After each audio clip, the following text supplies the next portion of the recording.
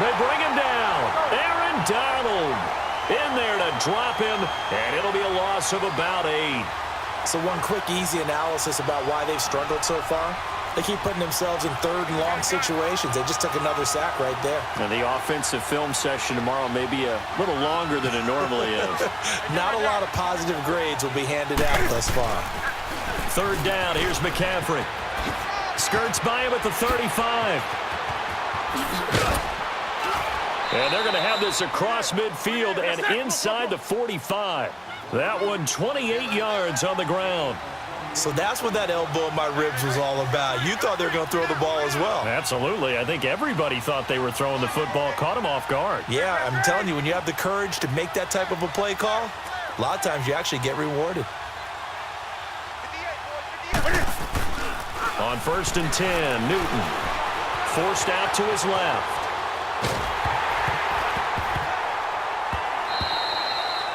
Well, not to get too overcritical there because he knows what he's doing, but his shoulders looked a little off kilter there when he threw that. I don't think you're being overly critical there. You're just analyzing it, and he gets those shoulders right. That pass will go from incomplete to complete. So 2nd down, still 10 yards to go. Ball on the 43.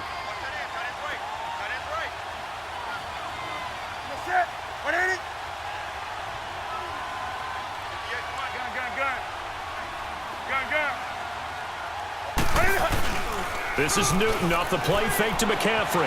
Dancing to his left. And his throw's going to be incomplete. We saw this a lot in the first half, and it continues. These receivers just not able to get much separation. So that means they have to win the 50-50 balls. They've got to go up with the defender and find a way to start coming down with them. And this time, contact and another incomplete pass.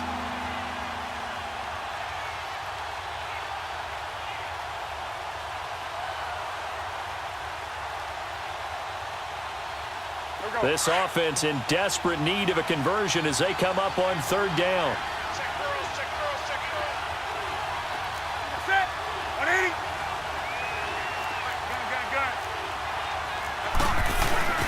Play action. It's Newton. Escaping the pressure right. Now he's going to let it go deep right sideline. And a shot taken on 3rd down, unsuccessful. 4th down now. Sometimes we wonder about play calls, but this one made perfect sense to me. He's got the only touchdown that they've scored in this game.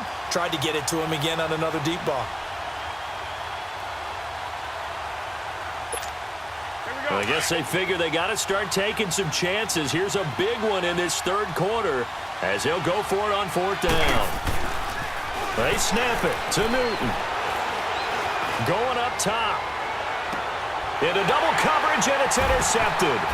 Picked off by the Pro Bowler, Marcus Peters. And to the 12, that's where it stops. The return is halted at the 12-yard line.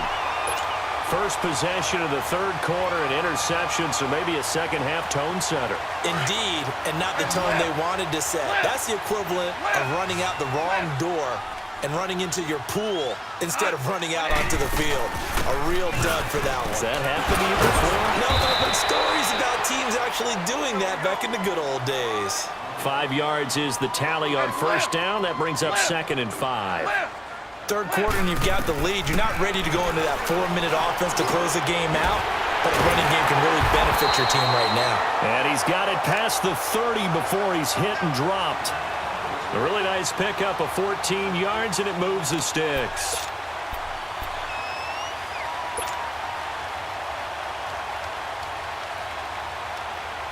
Goff in the offense with a 1st and 10, and he's hit on his first 9 passes now in the ball game. They run. It's Gurley. And he went backwards. He'll be down at the 30. That's going to go as a loss of 2, and it'll be 2nd down. An interesting and intriguing decision there defensively because they kept extra DBs on the field despite seeing the multiple tight end look that came out for the offense. I thought they were going to switch out of it. I didn't know if they felt they didn't have time or what the case was. Well, in any event, the extra speed allowed for great penetration as they stuffed that one behind the line of scrimmage. So where'd all that running room that he had in the first half go? Because it looks like it's drying up a little bit here. Someone made some adjustments, it appears, at least on this drive. Rolling to his right.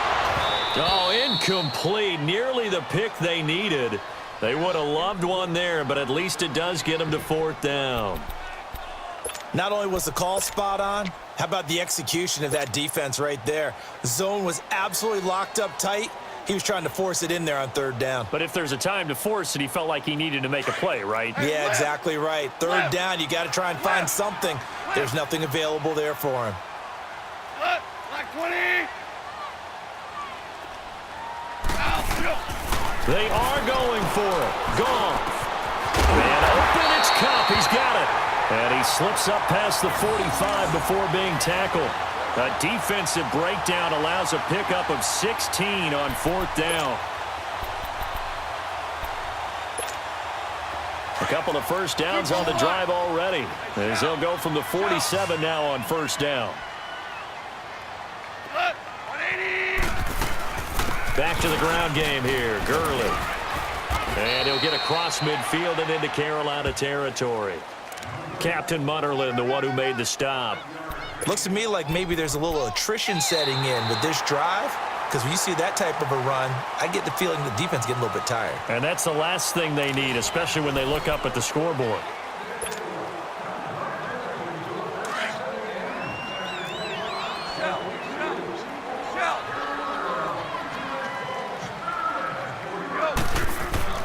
On 2nd down, here's Goff. And the hit jarred loose. It's incomplete. So he can't hang on, and as I watch that unfold, I remembered an expression that I've heard, maybe from you, I don't know, but you're going to get hit anyways, might as well hold on to the ball. Right, you know a coach said that, right? Yeah. Not an actual player. Not a chance at all. Way easier said than done. They come up now 3rd and 5 following the incomplete pass. They'll run it now out of the gun. And he maybe makes it back to the line of scrimmage. That's it. Calling no gain there, and it leads to a 4th down. That didn't appear to be a run blitz. He just darted in once he saw the run develop. That appeared to be a case of see ball, get ball. And he's corralled, but not before getting it inside the 35. How about them biting off 15 yards there on the 4th down attempt and keeping the drive alive? Goff now 5 straight completions here in this 2nd half. 1st and 10. 17.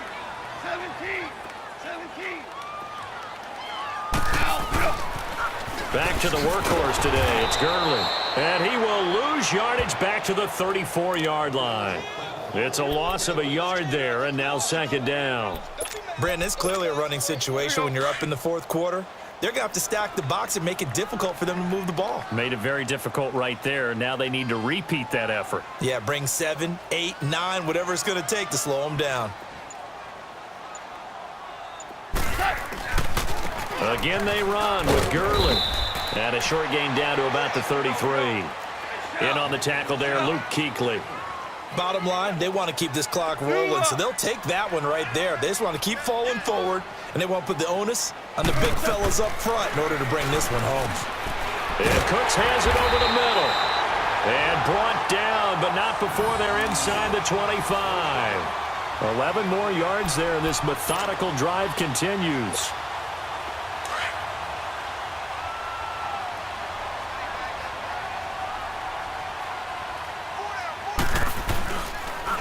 On the counter, Gurley. And he will lose yardage here back at the 23-yard line. That's going to go as a loss of a yard, and it'll be 2nd down. I'd say the staff that's up in the booth watching the game, they may want to file that one away. See how fast the free safety closed to make that play? Might want to check into a throw the next time. Now it's gone. Out left, he's got it to Everett. And able to break one tackle, but then quickly brought down. But a nice little gain. And they'll get 9 there as that sets them up better for 3rd down.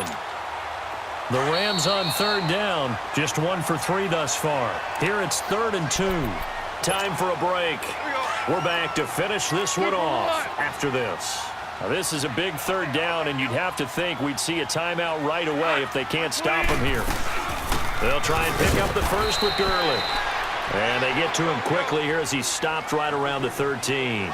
He needed 2, he got 1, and that's going to leave him with 4th down at a yard. Now Goff. And a quick throw here, that's complete. And he's got the first down as he gets it to the 8. That one a backbreaker as they wind up converting there on 4th. A good chance now to put this game on ice. This is 1st and goal.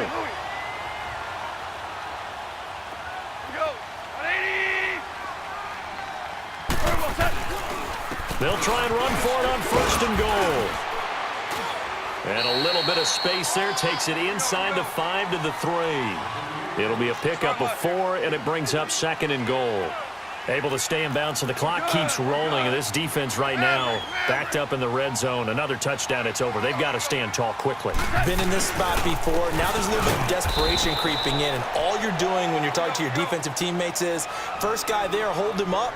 Second, third guy in, rake at the football. Get it out. We've got to create a turnover because one more score, and this game's over. This is caught. And he's going to take this one in for a Rams touchdown. Gerald Everett from 4 yards out. And the Rams add on to their lead.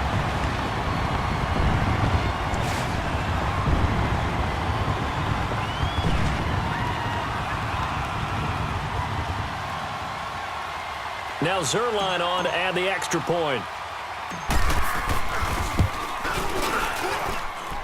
Zerline connects on the extra point, and the lead now to 3 touchdowns at 21.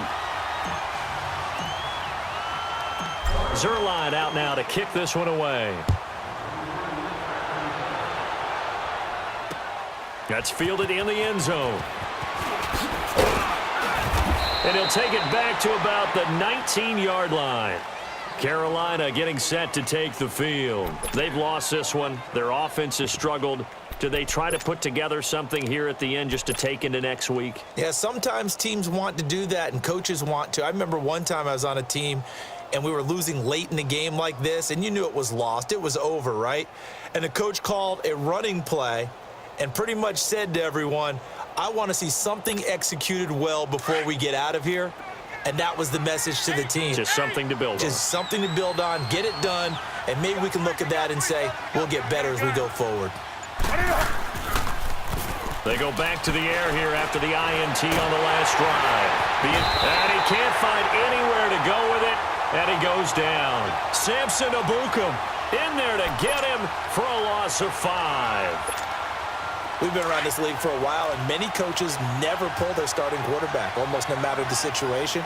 In this case, though, I think he's got to make a decision. He's taking a pretty good beating out there. Yeah, and with the deficit, maybe not wanting to risk an injury. Here's Newton now on 2nd down. Steps away to his left. And he'll lose yardage and be down at the 7-yard line. He went backwards 7 yards, setting up a tough 3rd down. Need something from deep in the bag of tricks here after 1st and 2nd down went backwards. It's 3rd and very long. One last throw here for Newton. Now a desperation throw deep downfield. He's got a man, complete. And a little bit of a consolation prize there. He's into the end zone. Won't win them the game, but they do get the score with all zeros showing. But some fantasy players are really happy with that score. Doesn't affect the outcome, but, hey, nice job there to put it in the end zone for the final play. Could it affect other things? Sometimes these types of scores are ones that we don't consider big at the time. Then later on we find out maybe that was a tiebreaker. Yeah. Or, of course, in the fantasy football world, these points mean a lot. A lot there.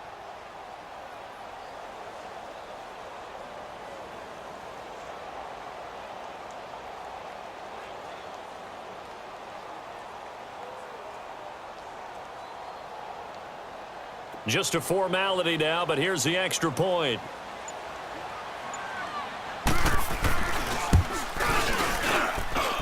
The extra point is good, but it only impacts the final score as this game comes to a close.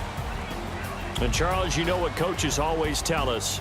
We want to win our home games. That much we know. We want to protect our home turf. They got that done in this one. Exactly right. When you start